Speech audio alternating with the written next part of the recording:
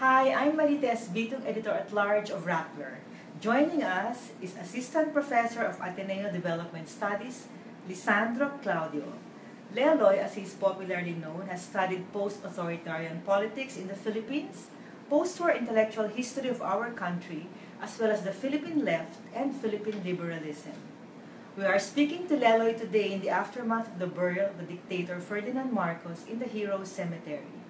Remember that spontaneous protests began soon after Marcos was hurriedly and stiltily buried on November 18. So let's ask Leloy to help us make sense of what's happening. So thank you for joining us. Thank you. Good morning. Good morning. Did anything surprise you after after the burial was hurriedly done? Did you expect the protests, or was this a surprise to you? Well, the rule for me now in Philippine politics is expect the unexpected. So I did not expect that Marcos would be buried so quickly, like a thief in the night. But I also was not surprised that they were capable of doing something like that. Remember, these are the Marcoses. They're a very sneaky family. They know how to sneak money. If they know how to sneak money out of the Philippines into Swiss bank accounts, I'm sure they're sneaky enough to be able to bury their father like a thief in the night. But did you expect students to walk out of classes, especially here at the Ateneo, or go to People Power Monument? Yes, I actually expected that from our students. As a teacher here in this institution, I know that historical revisionism never really took root in the Philippines. On this campus, I can't speak for other campuses, but for our campus, I think also as a member of the history department of this university, we've been very categorical about educating our students about what happened during the Marcos regime, about the deaths, about the tortures, and about the mass looting that happened that amounted to over 10 billion US dollars.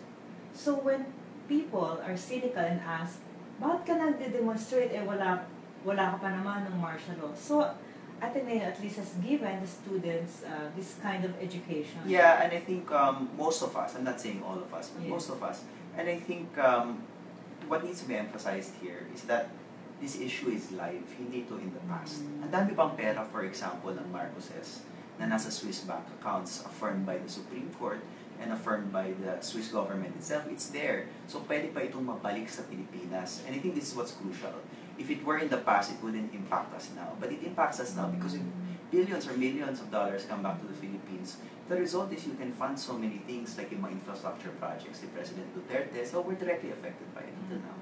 So nako-connect ng mga students yung martial law to their contemporary lives?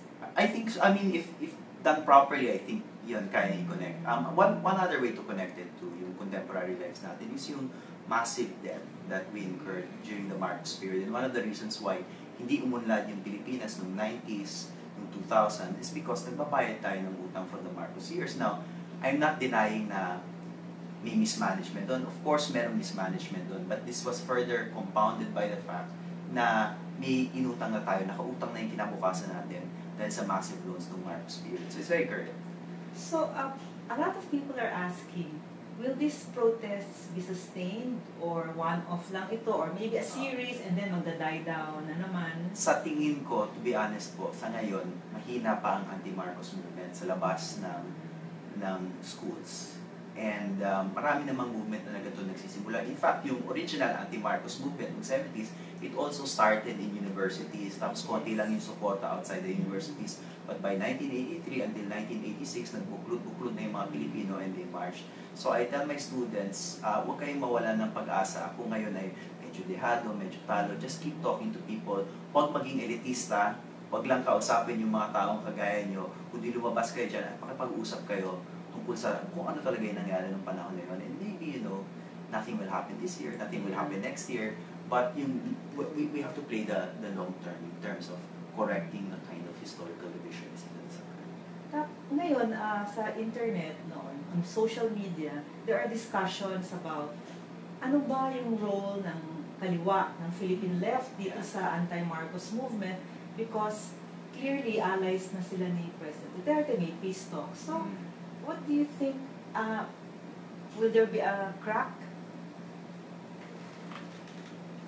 Magkakaroon kaya ng cracks alliance? Ang una kong sasabihin mo po muna, Ms. Marites, is nung panahon po ni Ferdinand Marcos, ang pinakauna pong lumaban talaga sa kanya militarily was yung Communist Party of the Philippines. Sila yung nag-organize ng troops at sila yung nag-conscientize sa maraming Pilipino.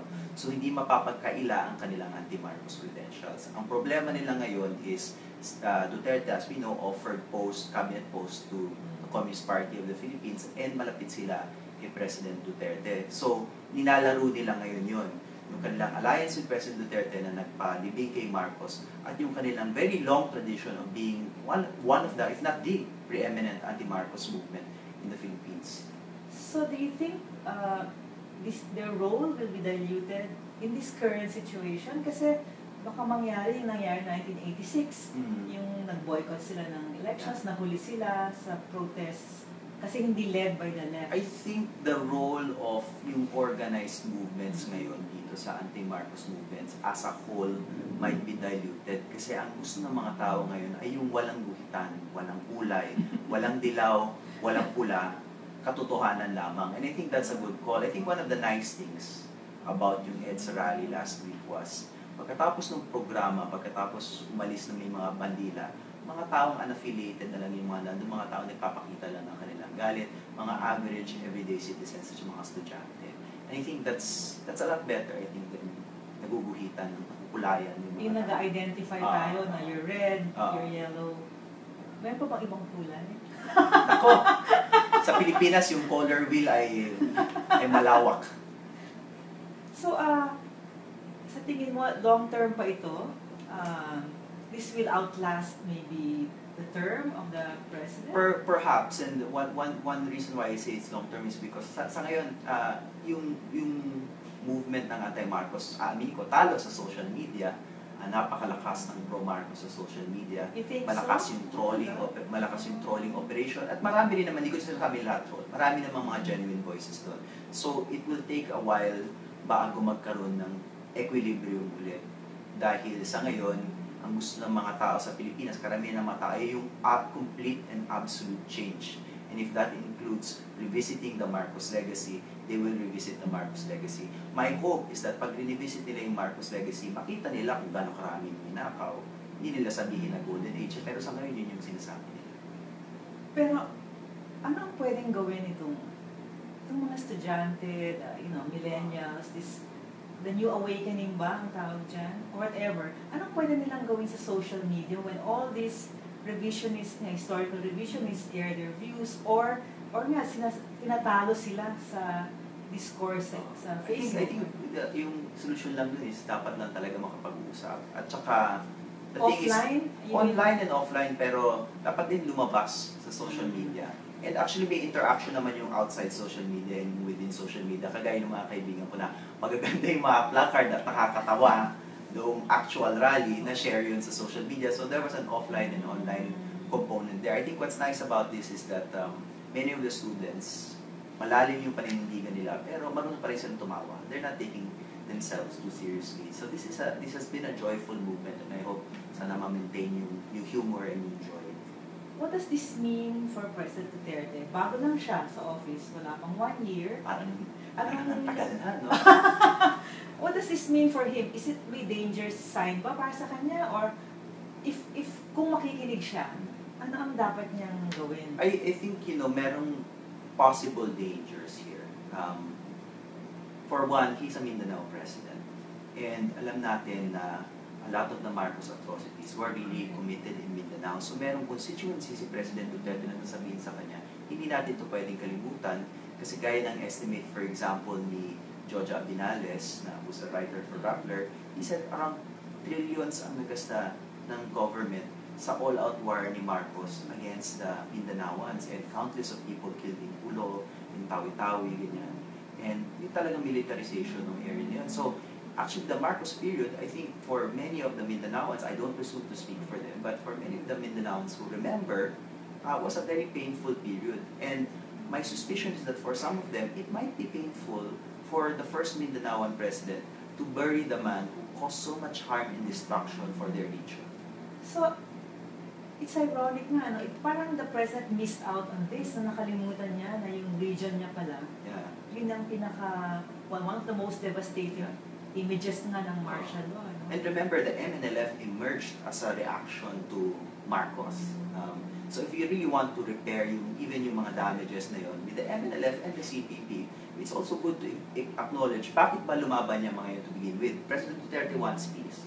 So a good question to ask is, kailan nagsimula lumaban ng CPP?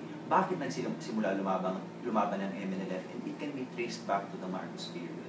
That's a good point kasi ngayon ang sinasabi lang sa kanya, your mother was a anti-Marcos advocate, activist, pero hindi nababanggit yung historical impact na ni Marcos.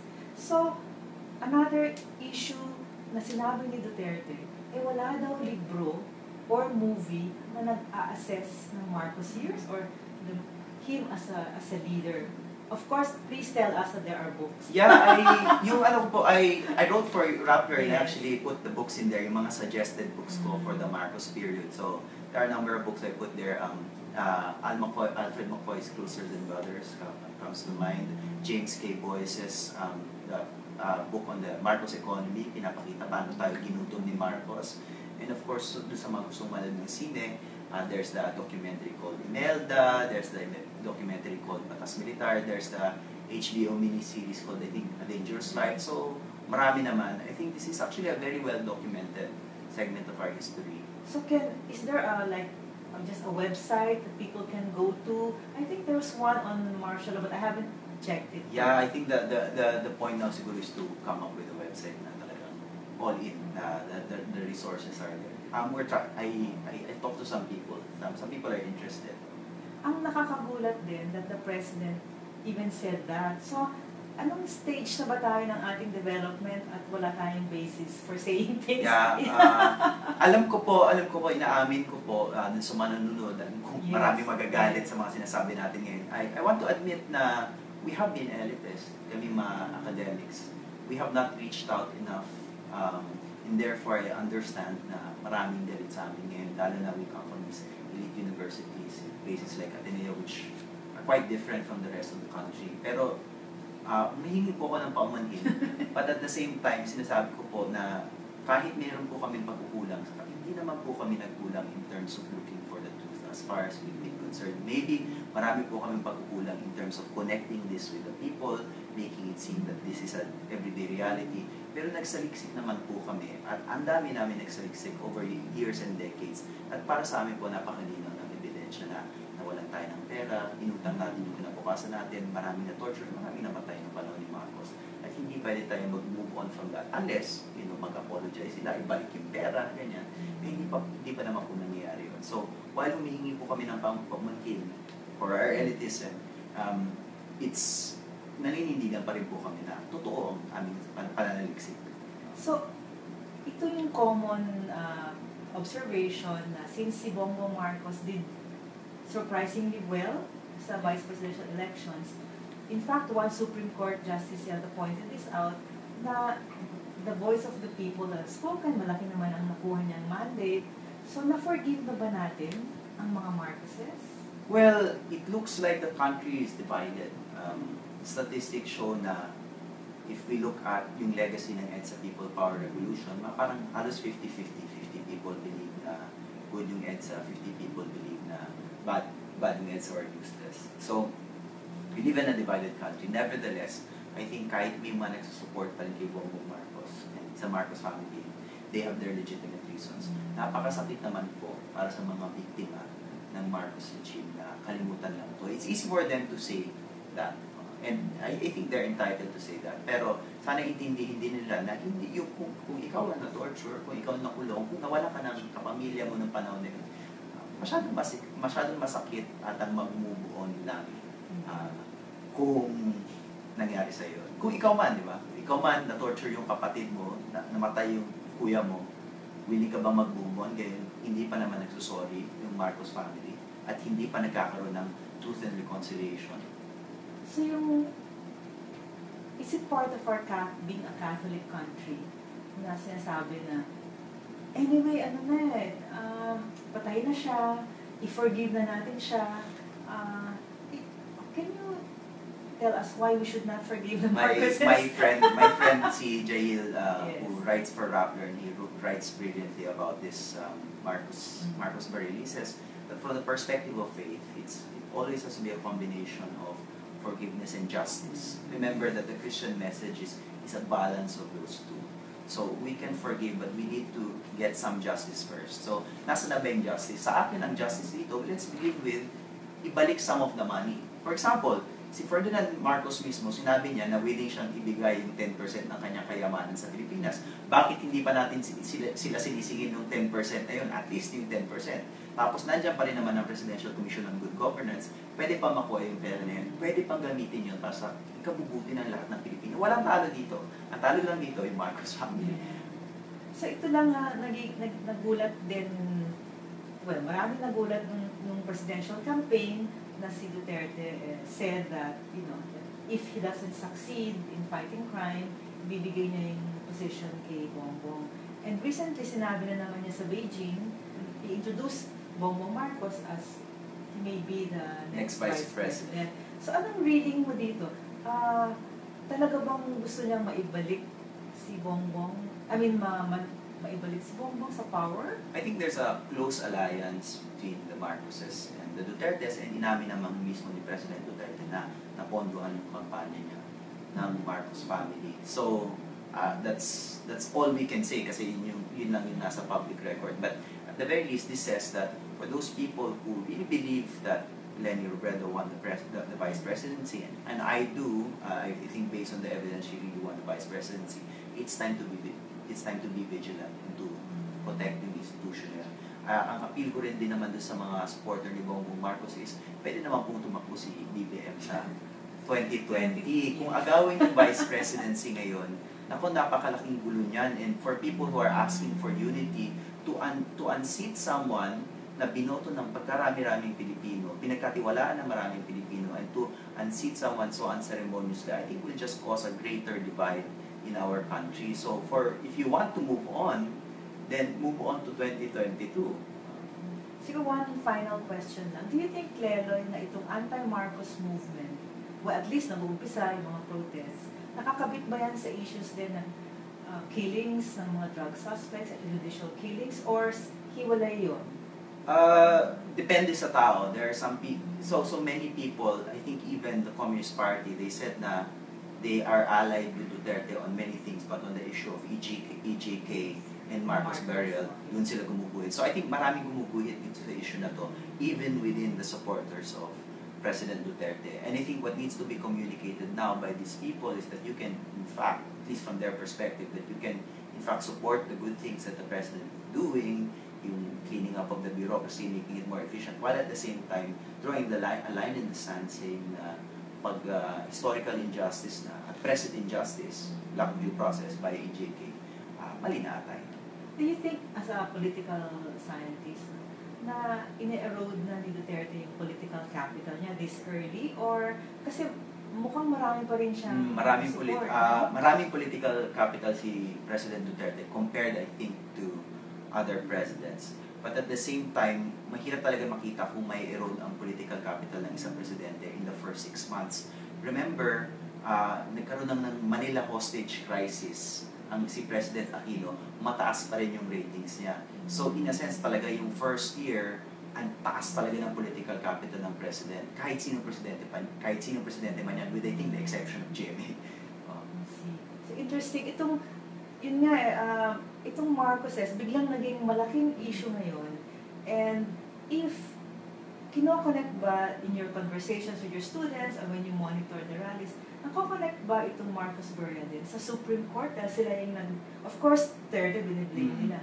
Nako-connect din ba sa Supreme Court? And the way they decided this? Ako, I try. I don't know what the other teachers are doing. But I think yes, we might need to do more of a job to explain these processes in Supreme Court, Presidente. We can always do better. And then, okay, I keep saying last question. But the way the thief in the night burial was handled niya, parang yun pa nakagalit sa mga tao. Do you think that if it were properly announced and protests would have been planned, na mas na-diffuse yung tension? Or I don't think so. I think what Bongbong Marcos really did, what the family really did by insisting on the burial is naungkat yung problema. naungkat yung diskusyon. So I don't even think it was strategic for them. Kasi kung gusto lang naman nilang tumakbo sa 2022, if they want the presidency, dapat tahimik lang sila ngayon. Hindi nila bubuhayin ulit yung issue, hindi pag-uusapan yung mga nangyari ng panahon ni Marcos. But now, it's out in the open again. And I think maybe in the short term, they think they will not take a hit. But in the long run, ang pinag-uusapan to, it's going to be bad for the Marcos name. So it also has an educational value. Yeah. Kasi nagiging very relevant yung topic na in the past hindi naman natin pinag-uusapan. Yeah, ngayon... So yun yung good this week lang po nagturo ako ng Marcos sa aking history class. And I've never seen my students pay so much attention to this lesson as they did this week. Okay. Thank you very much, Thank you. Leloy. And to our listeners, we hope that you will keep tuned to the upcoming news reports and updates on the Marcos burial issue. Thank you.